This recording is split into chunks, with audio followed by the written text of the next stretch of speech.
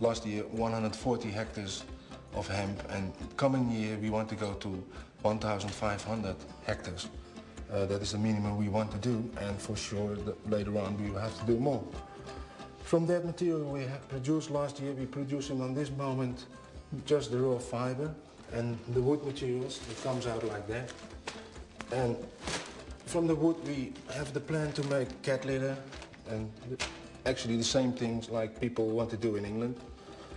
It's beautiful wood you can press from it, and also some composites like this pressed from fiber and wood. And very interesting, what I like, one of the things I like myself the most is the isolation material. It smells good, you can make it fireproof, and it's much better than all the glass fiber that is all in these living rooms out there. So hemp is the future.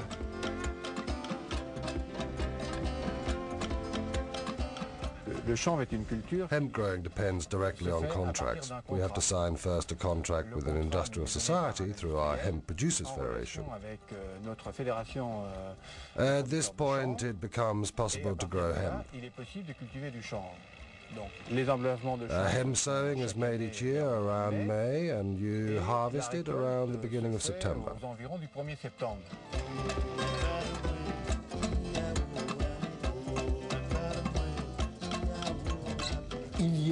In Le Mans in France, they produce hemp seeds which contains a very low toxical agents level. Hemp legalization is very precise and obliges producers to use varieties which have been tested and contain no drug. They must have not only a strong agricultural potential, but a very low THC rate too.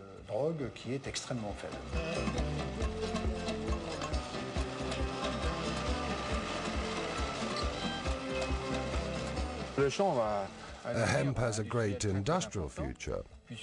According to the tests we have made and the hemp uses we have developed, you can see that hemp adapted well to a lot of industrial uses, well, such as paper, also textile.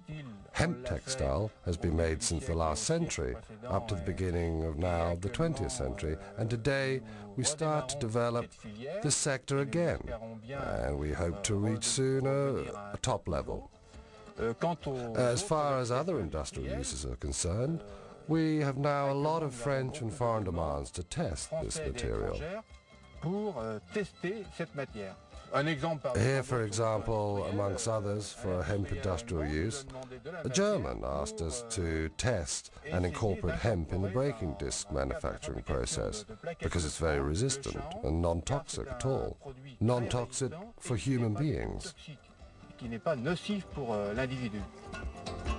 Hemp renewal has drawn the attention of the American Cannabis Bible and magazine High Times, who sent their intrepid journalist Ed Rosenthal to Europe and Hungary to bring back photographs. Ed has issued a book called Hemp Today.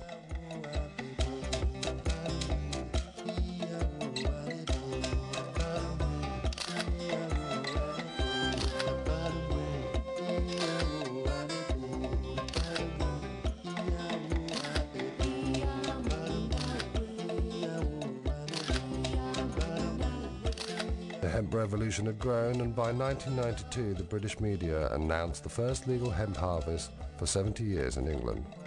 We're often asked whether people can get high from this, because obviously people see it as being cannabis, marijuana. We prefer to call it hemp. One of the things we had to convince the Home Office before they issued us the license was that we would be able to comply with current European law, which says that you must not grow varieties which have got more than 0.3% THC. Which is the cannabinol in the plant. And obviously we have been able to convince them with our trials in previous years that the varieties are totally safe.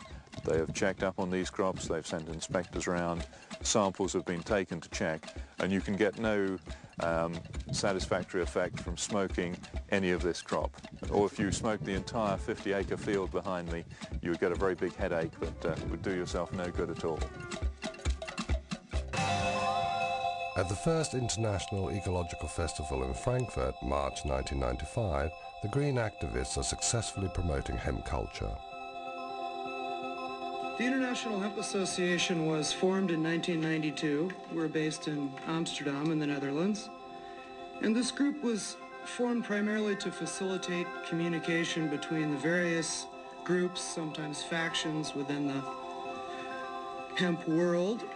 We're a non-political organization. We try to be an impartial liaison between all sorts of factions involved with the cannabis world, whether they be involved with medical use, textile use, oilseed use, any of these various uses for hemp. Near the conference, a commercial exhibition shows the possible benefits of hemp and cannabis. Since the legalization of cannabis use in March 1995 in Germany, hemp has become fashionable in the small world of the ecological producers of this country. It's 100% natural cosmetic done of the basis of hemp oil. For example, we make this shampoo. It's composition with hemp soap and the hair balm that they use it in combination with the shampoo, the best results gives. We have a perfume since more than 1 year in the market, a lip balm, care cream, and the soft soap. A real fashion began with the issue of this book on hemp.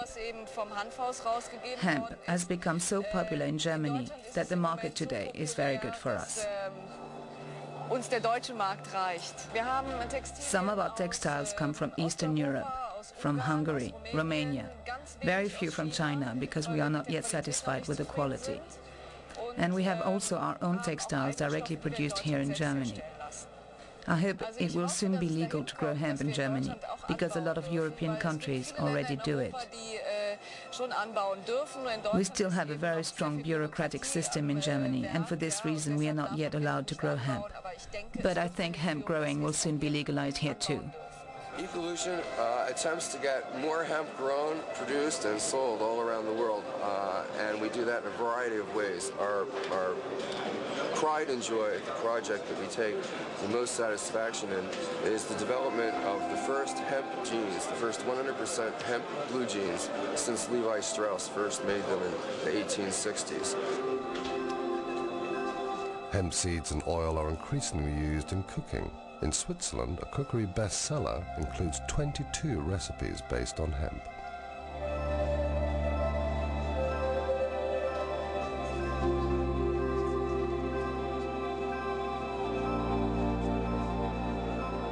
My name is Matthias Bröckers.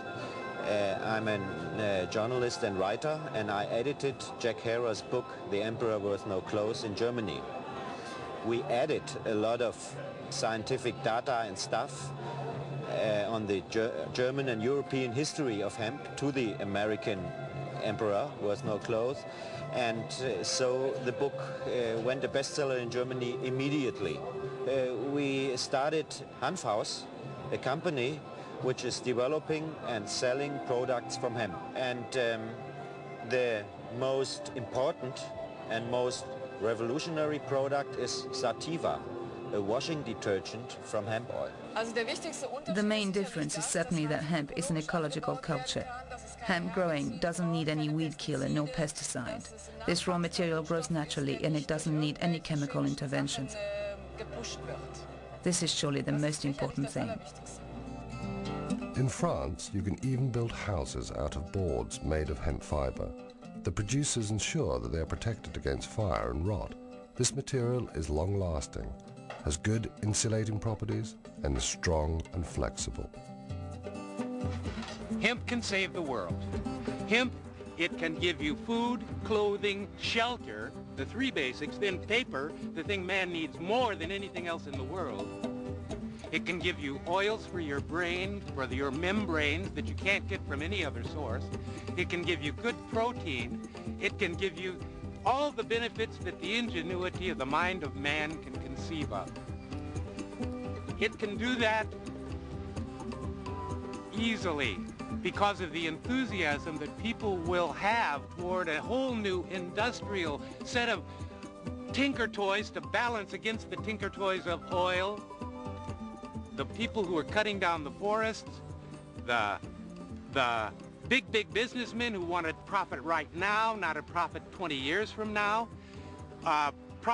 People who are not trying to think in terms of construction, but they're thinking absolutely in terms of destruction. Now, whoever these people are, they are small men at the center of things. Put hemp into the mix, and maybe some of them would get shuffled to the outside, and maybe we'd have a happier life.